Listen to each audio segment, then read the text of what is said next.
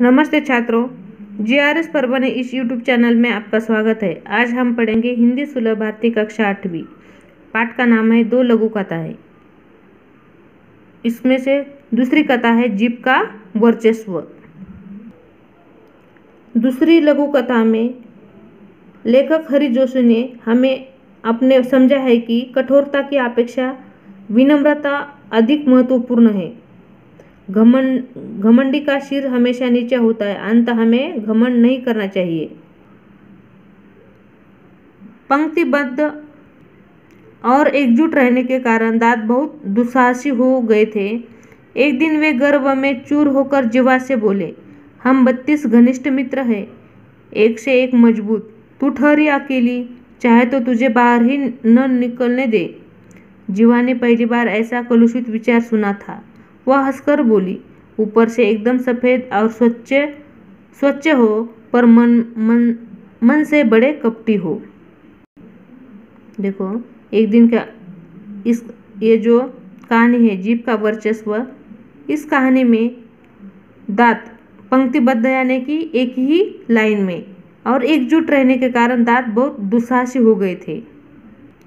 एक दिन वे गर्व में चूर होकर जीवा से बोले, यानी जीभ से बोले कि हम 32 घनिष्ठ मित्र हैं।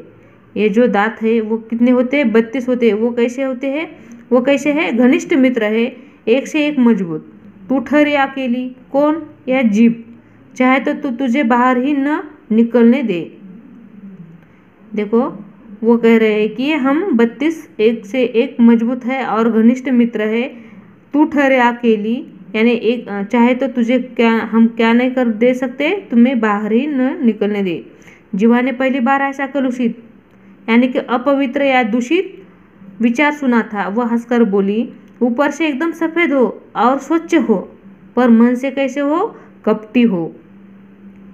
ऊपर से स्वच्छ और अंदर से काले घोषित करने वाली जीभ, वाचलता छोड़, अपने औकात में रह।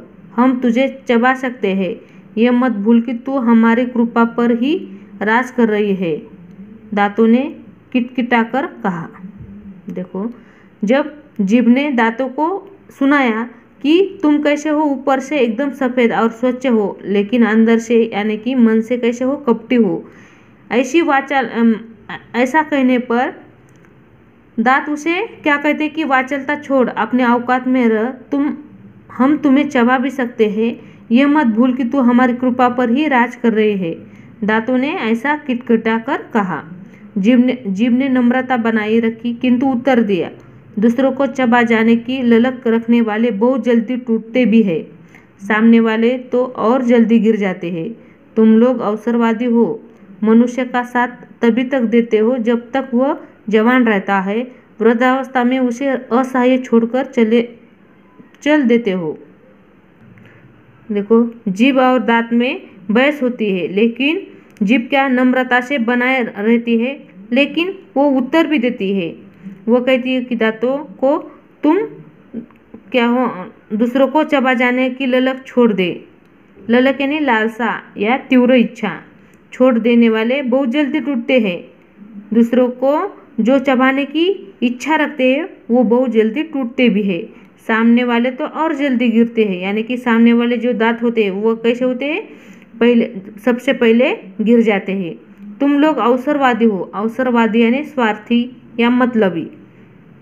मनुष्य का साथ तभी तक देते हो जब तक वह कैसा रहता है? जवान रहता है, युवा होता है, तभी तक। वृद्धावस्था में उसे असहाय छोड़कर दांत चले जाते हैं। ऐसा कौन कहती है? जीभ कहती है। शक्तिशाली दांत भी आखिर अपना हार क्यों मानने लगे? बोले, हमारी जड़ें बहुत गहरी है, हमारे कड़े और नुकीलेपन के कारण बड़े बड़े हमसे थर्राते हैं। देखो, शक्तिशाली दांत भी आखिर हार क्यों माने? वो बोलने लगे कि हमारे जड़ें कैसी है? बहुत गहरी है, हमारे कड़े और नुकीलेपन के कारण बड़े बड़े हमें क्या होते हैं? घबराते हैं। जीवा ने विवेकपूर्ण उत्तर दिया, तुम्हारे नुकीले या कड़ेपन का कार्यक्षेत्र मुंह के भीतर तक सीमित है। विनम्रता से कहती हूँ कि मुझसे पूरी दुनिया को प्रभावित करने और झुकाने की क्षमता है। देखो, जिह्वा ने विवेकपूर्ण शांतिपूर्व उत्तर दिया कि तुम्हारे नुकीले या कड़ेपन का कार्यक्षेत्र कैसा है, मुंह के भीतर तक सीमित है, यानी वो बाहर नहीं है, मुंह के अंदर ही है। विनम्रता से कहती हूँ कि मुझसे पूरी दुनिया को प्रभावित करने और झुकाने की क्षमता है। किसमें? जीभ में। दांतों ने पुनः धमकी दी, हम सब मिलकर तुझे घेरे खड़े हैं, कब तक हमसे बचेगी?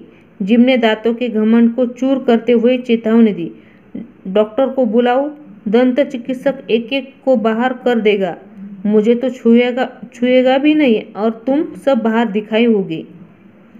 तभी दांतों ने धमकी देने लगे, हम सब मिलकर तुझे घेरे खड़े हैं, कब तक हमसे बचेगी?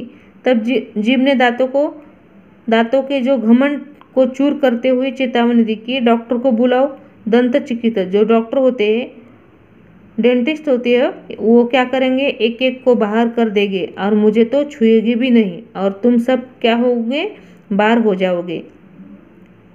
घमंडी दांत अब निरुत्तर थे। उन्हें कविता की ये पंक्ति याद आ गई, किसी को पसंद नहीं सकती बयां में, तभी तो दी नहीं हड्डी जबान में। घमंडी दांतों ने आखिर जीभ का लोहा मान लिया। देखो, जब जीभ ने बताया कि मैं डॉक्टर को बुलाऊंगी और तुम्हें वो क्या करेंगे, बाहर एक एक को बाहर निकालेंगे और मुझे छुएंगे भी नहीं, तब दांत निरुत्तर थे, उनके पास कोई उत्तर नहीं था।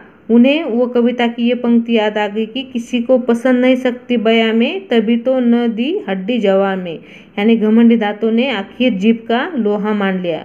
लोहा मान लेना यानी कि श्रेष्ठता को स्वीकार करना।